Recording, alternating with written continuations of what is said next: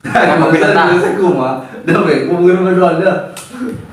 semua, HS Project hari ini kembali lagi.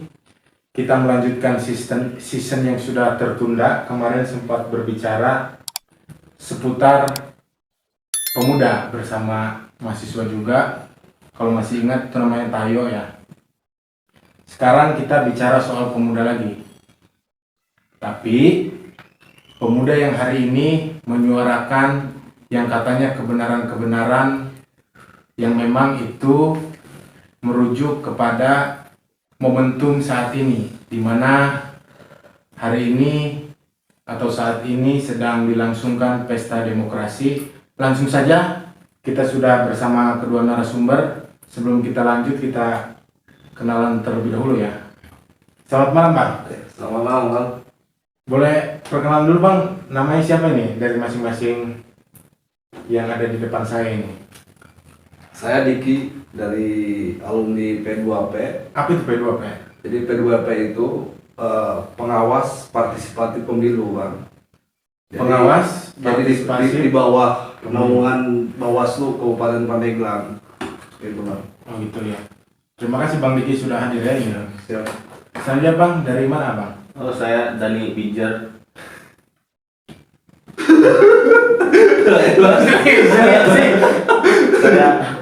saya Nggak apa lanjut aja. saya di pemilu 2024 ini sebagai penyelenggara KPPS. KPPS? Iya. Oh iya.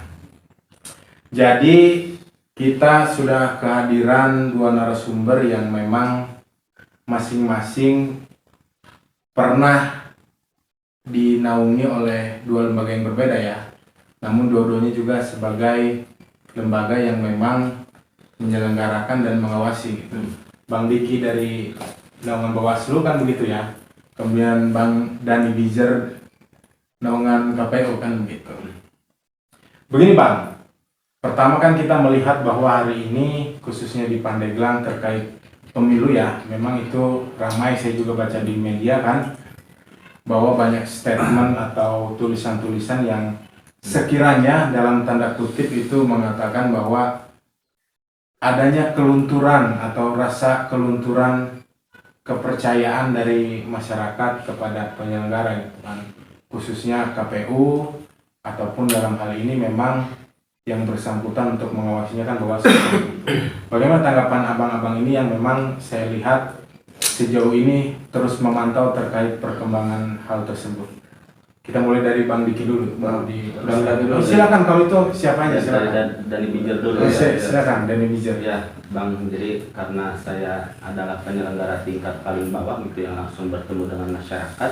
Korek dong. Dan sebagai masyarakat sekaligus penyelenggara juga, saya menemukan hal-hal yang menurut saya itu berbeda di pemilu tahun lalu yang sudah mulai daripada logistik seperti hasil gitu yang tidak berlogo atau yang apa namanya itu hasil yang tidak berlogo itu iya. Bagaimana maksudnya? Jadi dulu mah ya pemilu di 2019 itu 2019 hasil itu ada yang namanya seperti bukti keaslian hasil, dan sekarang itu yang kami dapati sebagai penyelenggara, kami mendapati hasil yang seperti fotokopian gitu, terkesan ini bisa dimanipulasi. Pertama itu yang tadi menyinggung ini kepercayaan masyarakat.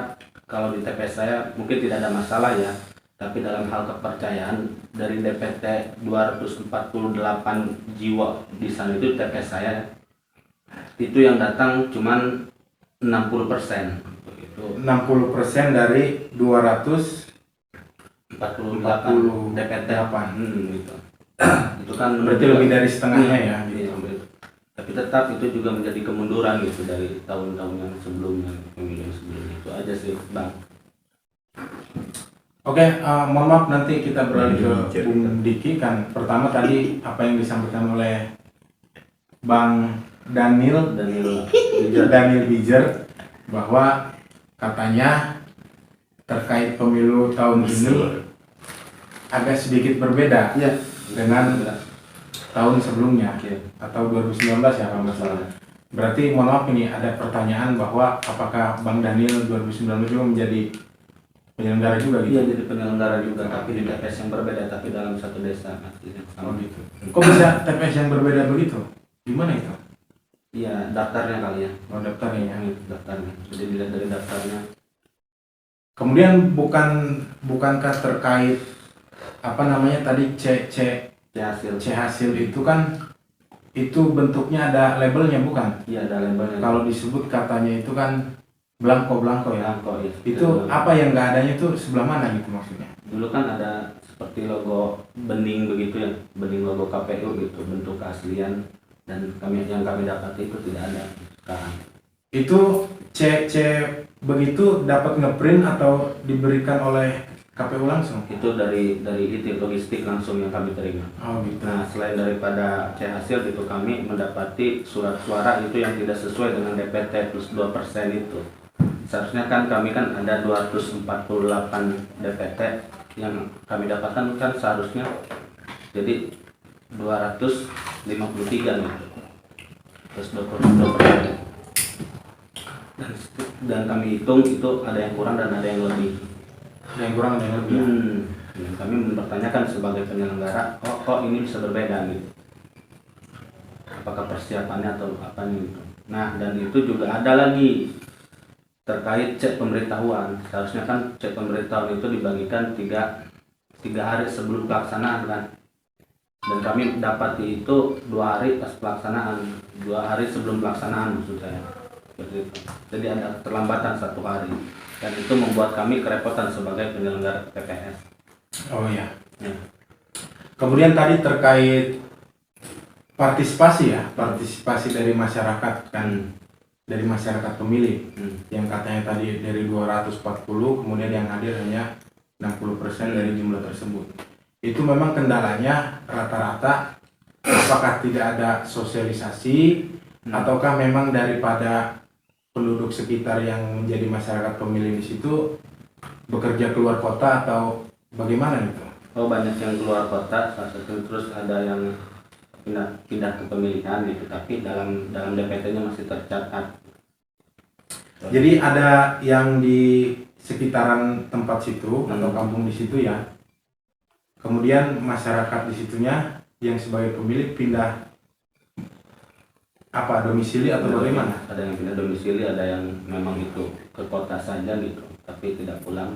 Tapi kalau untuk yang pindah domisili kan berarti dia secara administrasi seharusnya memang mengurus daftar pemilihnya ya, kan gitu. Seharusnya kan itu tidak ada DPT, itu ternyata ada, dan saya juga sempat ditegur sama pengawas pemilu yang lebih tingkatan atas lagi, bahwa ada satu masyarakat yang dia itu tercatat di DPT tapi dia sudah melakukan perpindahan pemilihan. Tapi kenapa kata saya ini tetap ada di DPT gitu. Iya, Itu iya membingungkan saya gitu sebagai ketua KPPS pada saat itu. Oh, ketua KPPS ya. Luar biasa memang Bang Daniel ini ya. Ya. Jadi sebagai kalau lihat di tren TikTok itu kan abdi negara ya. Abdi negara. Sejauh ini sudah pemilih Pajero atau belum? Belum. Oh, tapi menjadi mantu idaman ya. Mantu idaman. Alhamdulillah. Oke, saudara sehimpun Secinta HS Project, kita tahan dulu terkait kelanjutan dari Bung Daniel ini. Sekarang kita geser ke bagian yang mengawasi atau katanya tadi alumni P2P itu apa? Pengawas partisipatif pemilu. Berarti P3 ya? P2. Kalau P3 itu partai, Bang. P2P.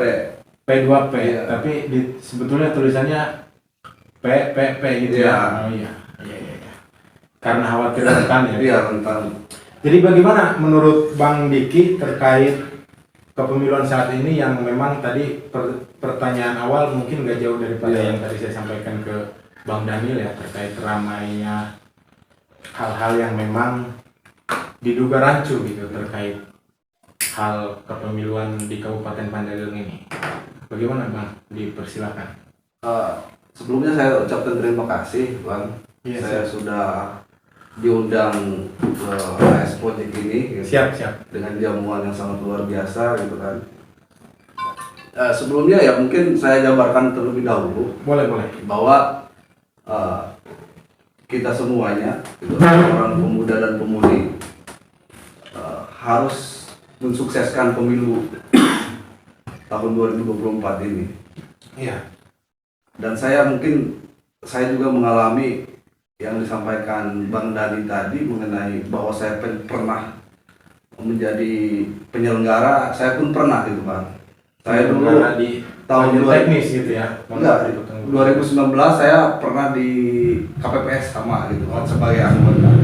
Pilkada juga saya ikut juga. Dan akhirnya ya tahun 2024 saya menghibahkan diri menjadi sukarelawan sebagai pengawas partisipatif itu gitu kan. Karena ya saya juga dibohong-bohong juga kan. Saya punya legalitas dan sertifikat alumni P2P ini gitu Bang. Terkait pemilu tahun 2024. Tapi mohon maaf dipotong dulu ya. Ya. Takutnya dari penonton Highest Project nggak tahu. Ya. Terkait P2P ini, tadi kan katanya ada sertifikat Ya. yang memang secara legalitas itu kan tersertifikasi ya, Ya. oleh Bawaslu kan. Bawaslu. Apakah memang itu kemarin saat perekrutan atau pembentukan P2P itu ada pelatihannya atau bagaimana, Bang Diki? Jadi selama pelatihan itu kita tetap ada. Ada ya? Ya, baik secara teknisnya gitu kan mengenai pengawasan dan juga kayak pendidikan gitu, pendidikan tentang kepemiluan. Kita itu selama 3 hari gitu digembleng untuk dilatih ataupun diberikan wawasan tentang kepemiluan ini gitu untuk mempersiapkan pemilu tahun 2024 ini gitu. Gitu Bang. Ya, boleh dilanjut tadi. Mengenai pemilu tahun 2024, memang ini sangat luar biasa. Salah satunya tahun 2024 ini ya mengenai presiden juga udah 3 gitu kan, calonnya ada 3. Tahun 2019 hanya 2 orang gitu kan. Ini kontestasi politik tahun 2024 ini sangat luar biasa gitu kan. Mungkin polemik dan ada mungkin hari ini digemborkan oleh masyarakat, oleh pendukung dan sebagainya, tim sesnya mengenai kecurangan pemilu gitu Bang. Nah, pada akhirnya kami sebagai pengawas partisipatif gitu, sukarelawan ini menelusuri advokasi ke tempat gitu kan, masyarakat, tempat TPS dan sebagainya, PPS, PPK, Panwas. Jadi memang ada beberapa temuan gitu kan. Salah satunya tadi, jadi PPS ini tidak menempelkan hasil tes salinan gitu kan, hasil dari TPS ini, sehingga itu kan udah diatur gitu kan dalam undang-undang juga. Jadi kami sangka penyelenggara ini gagal gitu kan. Pada akhirnya kami juga sudah membuat laporan gitu kan terkait ini gitu ke Bawaslu juga gitu, ke Gakumdu gitu kan mengenai pelanggaran pemilu ini gitu kan. Saya berkaca dengan Cikesik Bang, saya tinggal di Cikesik Bang. Cikesik, Kecamatan Cikesik, Kabupaten Pandeglang Bang. Gitu. Cikesik ini ada 14 desa dan ada sekitar 175 TPS gitu kan. 175 TPS banyak gitu, juga Bang. ya. Banyak gitu Bang. Bahkan DPT-nya itu sekitar 43.000. Akan tetapi setelah pencoblosan ini yang direkap gitu kan dari DPT 43.000, tapi yang datang gitu kan, datang ke TPS itu hanya 33.000. Artinya ada 10.000 gitu kan masyarakat yang tidak memilih. Pada akhirnya kami melihat bahwa demokrasi tahun 2024 ini banyak masyarakat yang memang belum datang gitu kan, ataupun belum peka pentingnya pemilu tahun 2024 karena 5 tahun sekali ini pencoblosan gitu Bang. Gitu sih Bang, sementara. Berarti terkait partisipasi masyarakat pemilih juga ya, Iya. sama daripada yang disampaikan tadi oleh Bang Daniel juga ya di tempatnya, kemudian Bung Diki juga kan melihat bahwa di Cikesik ya khususnya Memang dari Kabupaten Pandeglang itu kan ada 35 kecamatan. Berarti yang paling banyak itu di Cikesik gitu ya. Cikesik dan Mandalawangi. Cikesik dan Mandalawangi yang memang secara data pemilihnya yang memang banyak ya. Jadi bisa disimpulkan juga kalau yang mau nyalek itu kalau dapil itu bisa potensi menang ya. Iya. Bisa menguasai kan. Menguasai, khususnya Cikesik atau Mandalawangi gitu kan.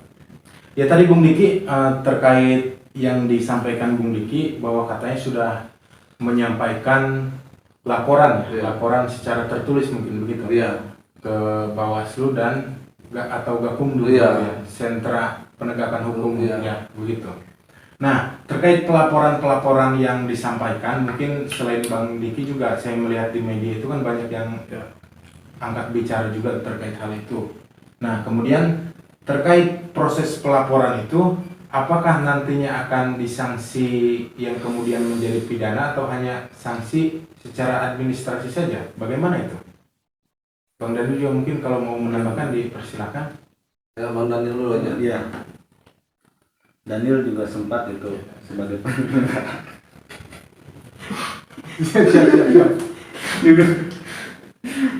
Jadi memang kalau ini Maaf kan ya, ke distract, teman-teman. podcast santai Ya, gitu. Sebenarnya saya terharu ini bisa datang ke Highest Project gitu, senang sekali rasanya. Tadi kembali ke Gakumdu ya, jadi saya juga sebagai penyelenggara ikut serta gitu dalam kawan-kawan relawan ini gitu, kawan-kawan relawan yang turut melaporkan pelanggaran-pelanggaran yang terjadi di bawah. Gitu. Salah satunya kan tadi kan pertanyaannya atau apakah ada saksi administratif atau Saksi yang nantinya akan sanksi merujuk ke pidana kan gitu. itu banyak relatif, ada yang memang itu sifatnya pidana, ada yang memang itu sifatnya teknis daripada pengawasan Bawaslu gitu. Nah, itu kami serahkan kepada pihak yang berwajib saja gitu, dalam hal memilah dan memilihnya. Kemudian terkait hal yang memang menjadi laporan kan acuannya mungkin ada temuan kan begitu ya. Nah memang temuannya kalau boleh dikatakan gitu, kalaupun nggak mau dikatakan nggak masalah juga ya. Kalau sekiranya bisa dikatakan atau diberitahukan bahwa terkait temuan-temuan yang memang dipantau oleh teman-teman P2P atau teman-teman relawan pemantau pemilu lainnya gitu, sekiranya memang hal tersebut sudah mendekati kerancuan atau memang bisa dikatakan merugikan kan begitu. Sekiranya memang khawatir ada stigma yang memang tidak enak kan gitu. Kenapa memang teman-teman ini harus melaporkan kan begitu ya? Apakah memang proses yang teman-teman lakukan itu terkait pelaporan ada tanda kutip kan begitu, ada yang menunggangi atau memang ada kepentingan secara umum atau bagaimana kan gitu? Agar memang hal ini terjawab kemudian untuk menepis isu-isu yang mungkin nantinya beredar kan begitu ya. Bagaimana itu kira-kira?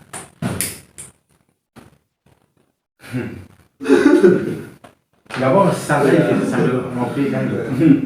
Sebenarnya itu Bang, itu perwujudan anak-anak muda gitu dalam Perwujudan wujud daripada anak muda yang peduli akan demokrasi, jalannya demokrasi di Indonesia gitu, khususnya di Kabupaten Pandeglang itu. Iya. Gitu aja sih. Dan saya juga akan menambahkan, boleh silakan.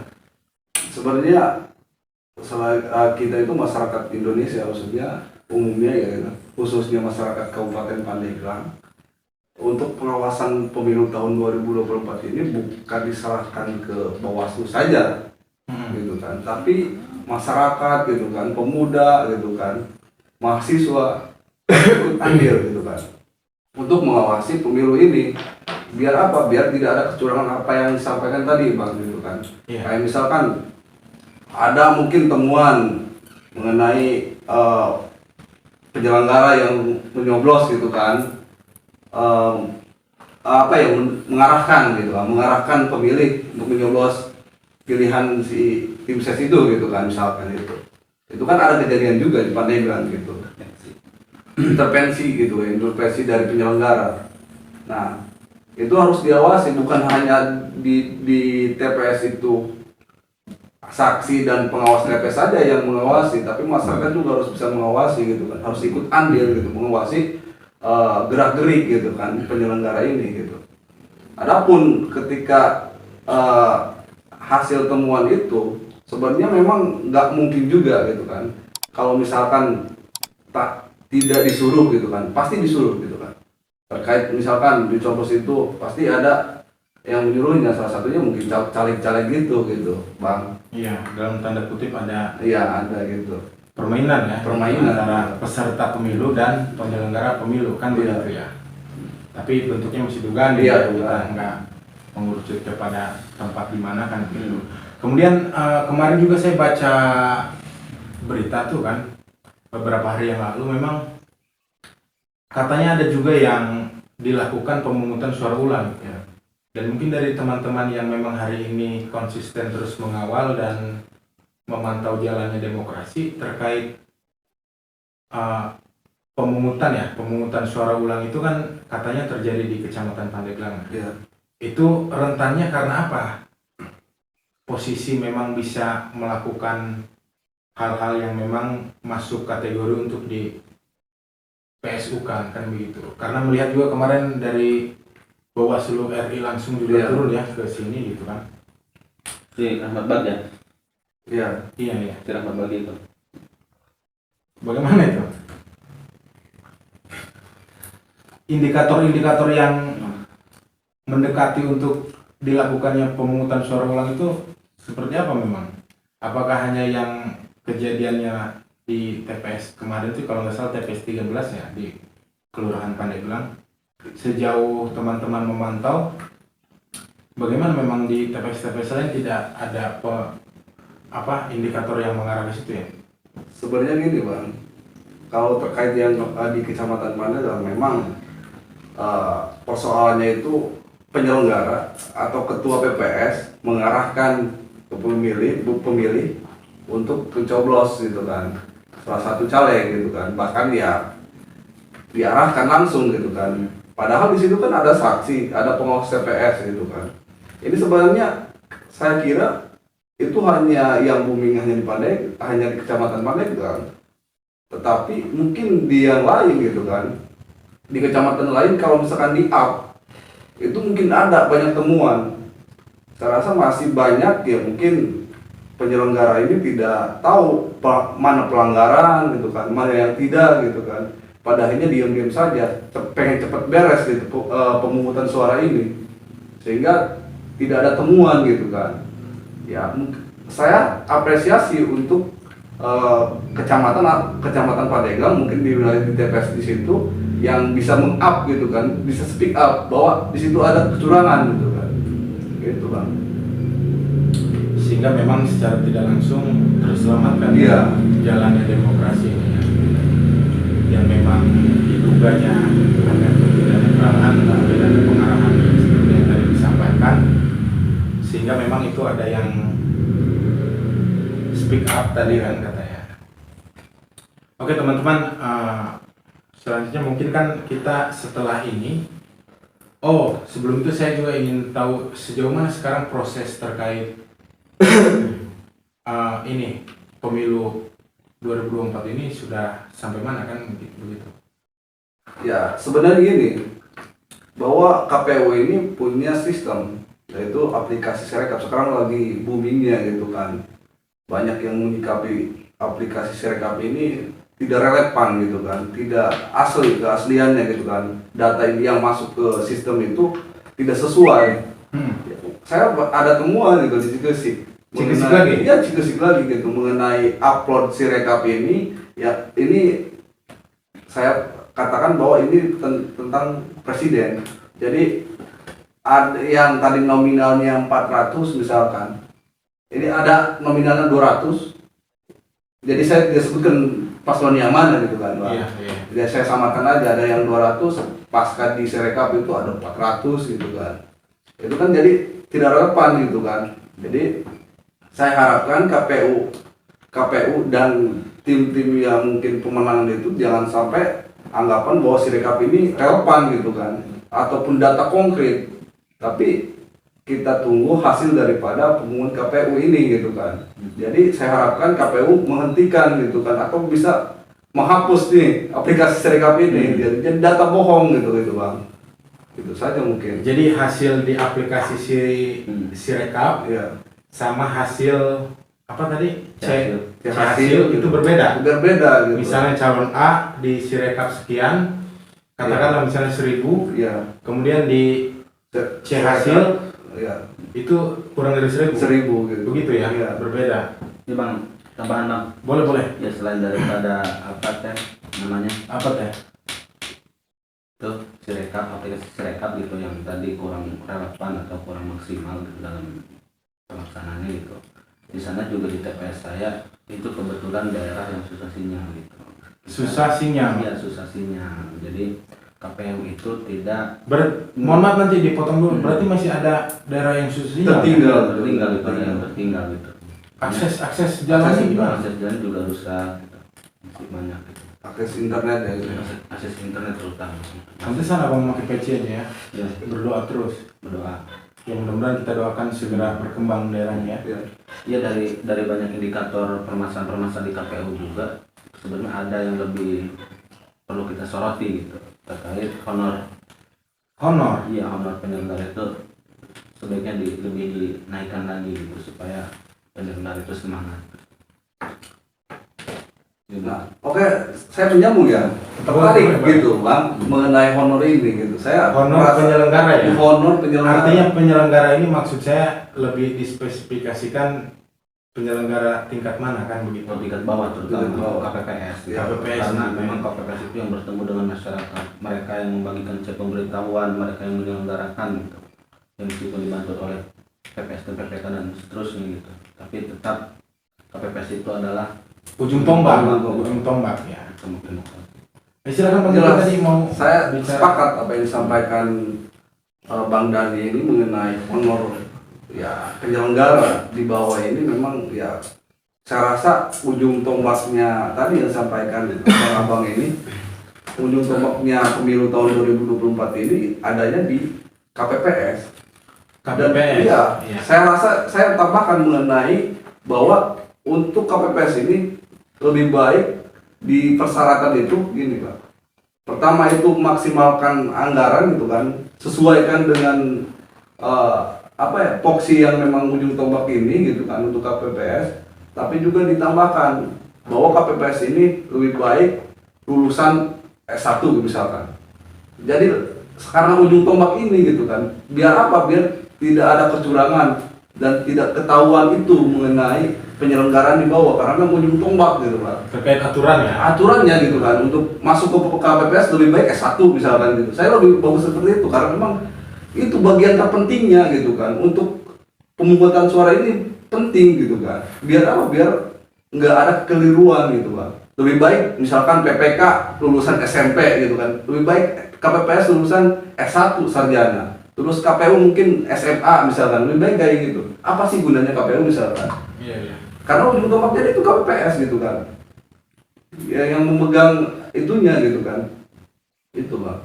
Terkait honor banyak yang mungkin tadi pemotongan misalkan ada itu, dana kekubung itu gitu kan, itu kan Oh itu sempat ramai ya juga. sempat ramai Viral itu. dan saya masukkan ke dalam laporan itu Bang, gitu kan. Oh yang Labdu itu. Iya Labdu itu gitu kan. Adapun ditindak atau tidaknya sama Gakumdu ya silakan gitu kan. Kita hanya melaporkan, memberikan informasi bahwa ada kejadian hal yang luar biasa gitu kan. Karena memang tadi dia KPPS itu ujung tombaknya pemilu, gajinya cuman dikit gitu, sedikit gitu kan. Terus dan kekubungnya juga segitu, dipotong lagi dengan ya oleh oknum-oknum PPS gitu kan. Itu miris lihatnya gitu Bang. Ya mudah-mudahan apa yang disampaikan oleh abang-abang ini menjadi tolak ukur untuk ke depan ya. Karena memang kan pemilu ini sebetulnya bukan hal mudah, walaupun memang sering dilaksanakan 5 tahun sekali kan begitu ya. Pasti ada saja kerancuan dan kerusakan kan begitu. Kemudian terkait sekarang rekapitulasi perolehan suara itu sudah diumumkan atau sampai mana tahapannya itu? Informasi ya, bahwa untuk pleno kecamatan, jadi tahapannya kan misalkan TPS nih sudah penghitungan, nanti dikumpulkan di PPS, di sekretariat PPS, nanti dikumpulkan di pleno kan di kecamatan. Nah, sejauh ini pleno kecamatan 35 kecamatan di Kabupaten Pandeglang ini sudah selesai. Iya, sudah diantarkan ke KPU Kabupaten, dan hari ini tepat tanggal 28 Februari KPU Kabupaten Pandeglang menyelenggarakan pleno kabupaten. Oh, berarti sekarang Iya, kabupaten ya? Iya, sedang melakukan pleno kabupaten. Pada akhirnya ini dilaksanakan ya. Ada mungkin sekarang lagi booming juga gitu hari ini gitu kan. Hari ini booming gitu kan. Pleno Kabupaten Pandeglang ini ditunda. Oh, ditunda. Gitu. Kabarnya begitu. Iya, sampai besok. Iya, sampai jam 9. Dan juga mungkin ada surat pemberitahuan undangan pleno gitu kan kepada partai-partai ini, dari harusnya jam 8 ini terselenggara jam 11.50. Berarti ada ketidaksiapan KPU Kabupaten Pandeglang ini gitu kan untuk menyelenggarakan pleno gitu kan. Masa dianggap bercanda gitu kan? Pemilu ini mau dianggap bercanda gitu kan? Saya harapkan ya bisa maksimal KPU ini gitu kan untuk melakukan pleno kabupaten ini. Dan juga info katanya kenapa ditunda bukan soal ya saksi, mungkin ya saksi partai yang kritis gitu kan, bukan hanya tadi mengenai keterlambatan waktu gitu kan, kritis, bukan itu, tapi poin pentingnya ada salah satu kecamatan yang tidak mengumpulkan kotak suara. Oh, salah satu kecamatan Iya. Jadi yang mengumpulkan kotak suara belum terkumpul semuanya. Pada akhirnya kan kenapa KPU Pandeglang ini menyelenggarakan pleno, akan tetapi kotak suara ini belum terkumpul sepenuhnya dari 30 kecamatan ini gitu kan. Gitu Bang. Jadi kalau gagal ini KPU Pandeglang. Kalau memang secara prosedurnya kan harus semua per kecamatan itu mengumpulkan data ya, baik fisik ataupun secara tertulis fisik gitu gitu ya. Dalam arti fisik ini kan berbentuk kotak suara dan surat suaranya kan. Ketika memang ada yang tidak mengumpulkan, kemudian dari KPU Kabupaten ini menyelenggarakan yang namanya pleno, apakah memang secara jadwal itu sudah ditentukan? Atau kan begini mungkin, ketika sudah diketahui ada satu kecamatan atau beberapa kecamatan yang memang belum mengumpulkan surat suara atau kotak suara secara fisik kan harus dikumpulkan ke kabupaten, ada yang belum mengumpulkan. Kemudian KPU sudah menetapkan secara jadwal untuk dilakukannya rapat pleno tersebut. Nah, apakah jadwal tersebut sudah terkonfirmasi misalnya kan begitu dengan pusat, atau hanya itu penjadwalan sesuai dengan daerah masing-masing gitu? Misalnya di Pandeglang kan katanya hari Rabu kan, kemudian di Lebak atau Serang sebagainya itu misalnya bisa Kamis Jumat gitu ya. Bagaimana? Kalau untuk pleno kabupaten mungkin sesuai daerah.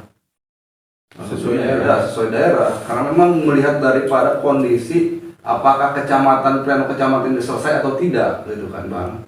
Kalau misalnya udah selesai semua, cuman pleno kecamatan ini ada space waktunya, dikasih waktu misalkan 5 hari harus selesai. Pleno kecamatan ya? Misalkan gitu kan. Nanti kalau udah 5 hari udah selesai semua, bawa ke kabupaten, KPU kabupaten, di plenokan di kabupaten. Akan tetapi saya rasa tadi yang saya sampaikan menganggap bahwa KPU Pandeglang kepada PPK bahwa udah selesai semuanya dan sudah diserahkan bentuk fisik kotak suara itu, akan tetapi pas pelaksanaan ini tidak ada, belum ada salah satu yang belum mengumpulkan kotak suara gitu kan. Ya, saya rasa perlu dievaluasi juga gitu kan. Seperti tidak siap. Iya, ketidaksiapan KPU Pandeglang untuk memplenokan ini, pleno kabupaten ini gitu kan. Saya curigai bahwa ada indikasi gitu kan kecurangan pemilu juga ini. pada akhirnya gitu kan. Ini kan Dugaan gitu kan. Bebas. Dugaan bebas gitu kan. Berarti memang kalau bentuknya seperti itu dan teman-teman ini kemarin sudah melayangkan laporan pengaduan. Itu laporan pengaduan setelah pleno kabupaten atau sebelum? Sebelum, Pak. Kalau berarti yang ini ya nggak dilaporkan, Pak. nggak masuk laporan. Iya, enggak. Tapi sempat viral juga. Iya, sempat viral. Ya mudah-mudahan segera selesai dan menghasilkan yang terbaik lah ya. Iya. Oke teman-teman, terakhir memang kita kan ke depan akan melangsungkan demokrasi kembali ya, Iya. ya terkait pemilihan kepala daerah. Mungkin ada pesan-pesan yang ingin teman-teman sampaikan kepada penyelenggara pemilu khususnya, kemudian secara umum kepada masyarakat untuk partisipasi pemilih ini lebih meningkatkan. Silakan, dari mana saja bebas. Ya, Bang Dani dulu. Ke kamera dong. Udah di bicara ya. Ya mungkin pesannya bagi KPU, untuk KPU dan penyelenggara tingkat ke bawah gitu. Itu diutamakan anak-anak muda, jangan orang-orang yang sudah lanjut usia terus jadi penyelenggara gitu. Soalnya kan ini adalah masalah bagaimana demokrasi itu terjaga keasliannya atau kelancarannya gitu. Karena untuk anak-anak muda masih dalam cekatan, masih dalam tahap lincah dalam mengerjakan sesuatu. Kalau sudah tua kan agak sedikit terhambat gitu, apalagi yang punya anak kecil, ibu mengandung gitu. Karena saya menemukan di salah satu TPS ada yang ibu mengandung gitu. Akhirnya kan dalam pengerjaan proses pemungutan suara itu agak terganggu lah, dari pemungutan suara sampai penghitungan suara gitu. Itu aja sih. Dan itu terkait honor, tolong agar lebih diperhatikan. Mungkin setelah ini Bang, saya kan dari TPS ya, mungkin untuk di tahap selanjutnya saya pengen naik jadi panwas. Amin. Oke, itu kan secara khususnya ya untuk penyelenggara, untuk masyarakat pemilih terkait partisipasi keikutsertaan untuk kesadaran memilih dari masyarakat disampaikan, silakan. Pesannya aja. Pesannya itu ya, tolong untuk masyarakat luas agar lebih ditingkatkan lagi kepercayaannya gitu terhadap, ya meskipun kita tidak percaya amat kepada peserta pemilu, tapi tolonglah. Iya. Karena demokrasi itu kan bukan siapa yang terbaik gitu, tapi agar mencegah yang terburuk memimpin, itu aja. Oke. Terima kasih Bang Dani, silakan Bang Dijer. Pesan dari saya mungkin Bang ya, pada masyarakat Kabupaten Pandeglang, ini pesta demokrasi pilkada gitu kan. Iya. Jangan sampai masyarakat Kabupaten Pandeglang khususnya tidak datang ke TPS gitu kan, karena memang 5 tahun sekali ini ya, itu sangat penting untuk memilih pemimpin ini gitu kan. Apa yang disampaikan Bang Dani itu sangat luar biasa gitu kan. Jadi memilih itu bukan mencari yang terbaik, tapi mengurangi yang terburuk gitu kan. Sangat luar biasa gitu. Terus kepada masyarakat Kabupaten Pandeglang, jangan sampai hak suara anda semua gitu kan diperjualbelikan gitu kan dengan angka nominal, tapi penderitaan teman-teman akan tanggung ketika teman-teman bisa dibeli dengan money ini gitu kan, money politik ini ya gitu. Itu saja mungkin Bang. Untuk penyelenggara ada pesannya? Untuk penyelenggara pemilu, jaga integritas, netralitas, jangan sampai berafiliasi dengan salah satu calon gitu kan. Iya. Karena nanti itu runtuh gitu integritasnya Bang. Gitu, Oke. Bang. Itu saja mungkin. Tetap semangat untuk kita semuanya. Sukseskan pilkada.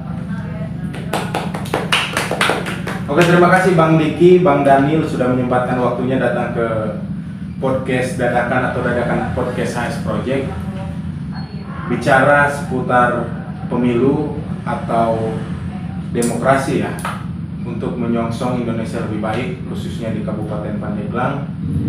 Kalau memang saya mengutip daripada seseorang yang katanya tokoh, kan memang kemarin sudah status tetap ilmu padi menyala bangku. Demikian podcast hari ini. Sampai jumpa di podcast selanjutnya. Selamat malam, sampai jumpa. Salam HS Project. Jangan lupa like, subrek, dan share. Oke, terima kasih. Ji, Parman Ji. Parman Ji.